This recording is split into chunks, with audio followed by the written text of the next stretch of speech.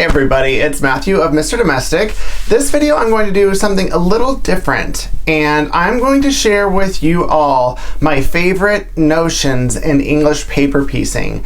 I get these questions all the time, and I had the great light bulb moment to finally do a video on it. So I'm going to go through each one, and these are my preferences, just so you know I'm not getting paid by any of these folks. It's my opinion, and it's okay if my opinion changes in the future, but right now, this is where I stand on favorite notions for English paper piecing. So if that's what you're here to learn, then before we get into the content, make sure to subscribe to my channel. And anytime you're enjoying this video or you get a tip or learn something, make sure to give it the thumbs up.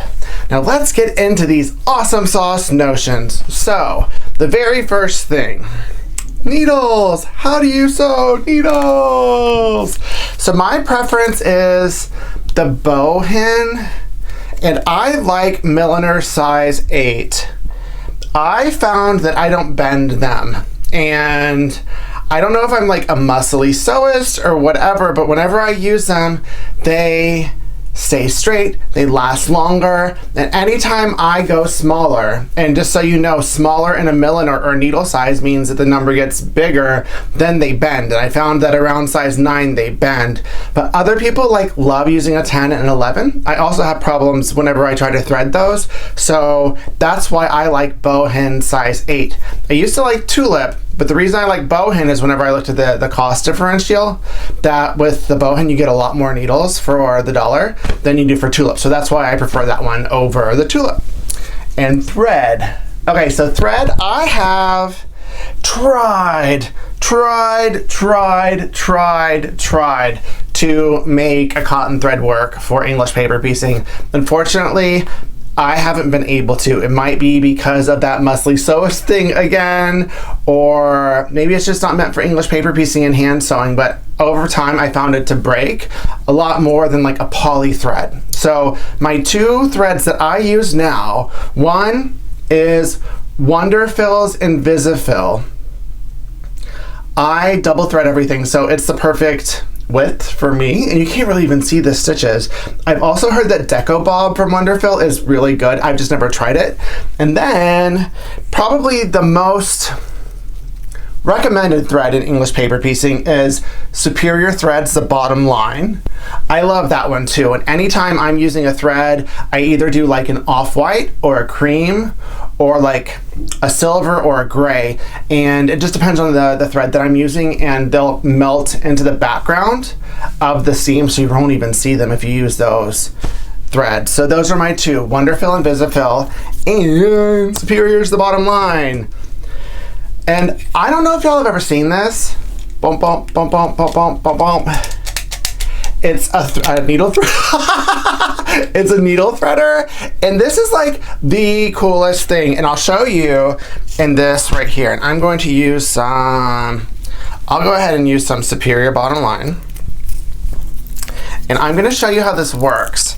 That I don't have a problem threading my needles unless it's like late at night and I don't feel like getting up. But this is how it works right here. Okay, so see? I just put the thread in here. Then I'm gonna take one of my bowhins. And why I prefer, this is the tulip needle threader compared, there's a clover one out there. I like the tulip one because I found that it threads all kinds of needles, whether it's got a circle hole or an oval hole. And the clover one I find only threads the oval hole ones. So this is how it works. Okay, you stick the needle in there and you push the button and it's threaded. Look at that, look at that. Dun, dun, dun. And for those of y'all who haven't seen how I thread my needles, this is what I do, and I always double thread it. I just have the loop go over there, boom, and now I have a threaded needle. This is exciting. So that's my recommendation here. And not sure if y'all have seen this, I forgot what it's called, but it's by Clover. It says it's got a quilt down, but it has a place where you could put up to 10 different needles in here. So let me show you how it works here. So I have this threaded needle, and I have some needles in here, and then you just stick it in there, and there's thread on here, right? And it winds it. This is super duper cool. So you find this little slit here, And then you just, and I've had all 10 needles on this before, threaded, and 0 of them tangle. So if you're one of those people that like to thread all your needles and then go cop a squat on the couch, this is the perfect thing to do in your sewing room, and then make the trek over to your couch and have some fun. So those are all done. Now, other things that I love. This is my thread cutter's ring.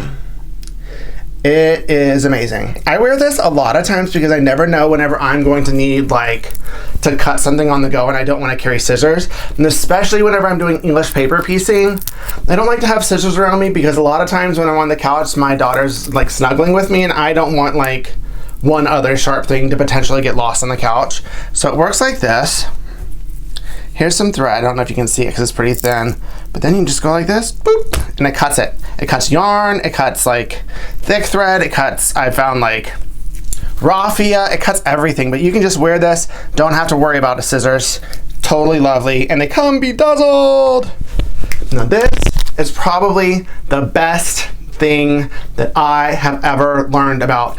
And my Quilty Yoda, Nydia Keln, told me about this because I was like, I'm poking holes in my fingers. I don't know what to do. I love hand sewing, but it's really hurting. These are called thimble pads. I believe they're made by Colonial Needle. And essentially it's like a circle of leather that has some adhesive on it. And I have found these things to last forever. So you take it off of here. Let me see if I can get one. There you go. And I sew with this finger. So essentially, I would then take the needle and push it through, push it through, push it through. This is probably why I don't have a problem using a thicker needle, because since I have the thimble pad, I'm able to push it through. The thinner needles, there's not as much resistance, so those go through a lot easier, and that might be why people prefer the thinner ones. But definitely, if you leave here with one tip, get some of these thimble pads. Game changer, obsessed. Now, if y'all have seen any of my videos or watched anything that I do that's English paper piecing, you will see that I am obsessed with glue basting. I do not want to sew base because I don't feel that it's as portable, and I just don't have the patience for it because I feel like the efficiency here, it makes up for any of the lack of efficiency when you remove the papers. And this is the glue that I favor. It's a Sewline glue pen. And then there's little smaller glue. I would recommend these. I forgot who gave me this tip, but keep these in your freezer or your fridge, and this will make it last a lot longer whenever you use it because it'll make the strip of glue when you adhere it to the paper really, really thin. And I found before I started doing that, it would get a little gloopy and these would wear out really fast. So that would be my tip there. And honestly, when it comes to glue, the only reason I bought Sewline over the Fons and Porter glue is because it was on sale. Whenever I buy them, whichever one is cheaper I get, and I have not noticed a difference between the two. But definitely, I would highly encourage glue basting. I have some videos out there, and I'll put a card here to removing the papers and what glue basting looks like. It has been another game changer for me with English paper piecing. And my final notion that I love for English paper piecing, this is thread conditioner.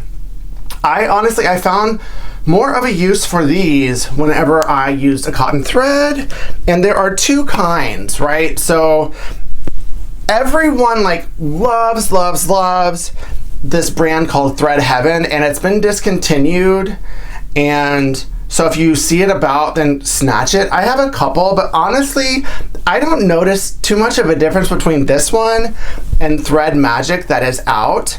And why I like the Thread Magic one is it has little grooves for the thread to get into. So I feel like this will last longer, and it just has better utility in my opinion than any of the others. And a thread conditioner essentially, and this is just for hand sewing, it allows the thread to glide in more smoothly. You'll avoid tangles and you'll avoid knots. But honestly, with all of these notions that are my recommended, I don't have issues for the most part with any of that. Occasionally I'll get one, but not enough to where I use a thread conditioner regularly. So those are my favorite notions for English paper piecing. take it with a grain of salt, right? So you got to try these out on your own. You might love them all. You might have a couple that you don't, but this has made my job of English paper piecing much more enjoyable and much more joyful. So if you enjoyed this video, you got a tip or a trick or two, make sure to give it a thumbs up and don't forget to subscribe to my channel. Keep it positive, y'all. Mr. Domestic out.